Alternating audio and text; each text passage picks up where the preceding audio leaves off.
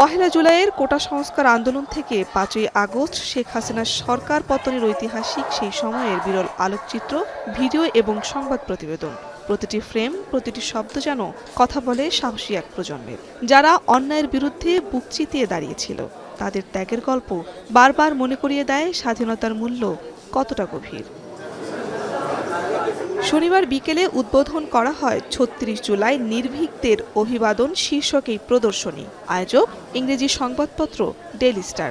প্রদর্শনীতে এসে আন্দোলনের সেই মুহূর্তগুলোকে নতুন করে অনুভব করছেন বলে জানালেন দর্শনার্থীরা।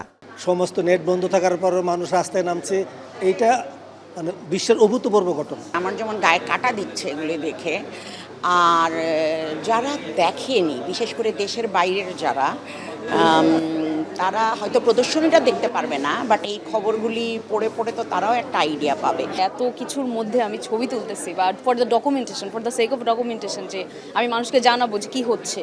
সোশ্যাল মিডিয়া আমাদের এই অভ্যুত্থানে পূর্ণতা দিতে পারতো না। এই যে পত্রিকার যে সাপোর্ট এবং এই যে ডেইলি স্টারের যে নিউজগুলো, এগুলো কিন্তু বিদেশি দূতাবাসগুলোতে গেছে।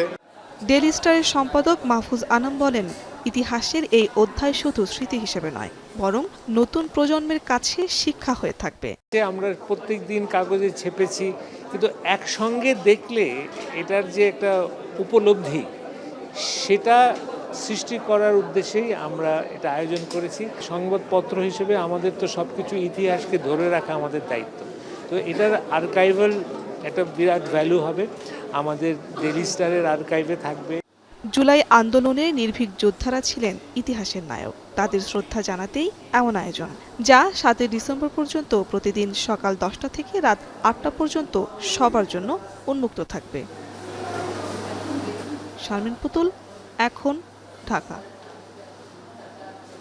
শিয়া বাটার ও ভিটামিন ই সমৃদ্ধ lily glam beauty soap. Lily, always beautiful.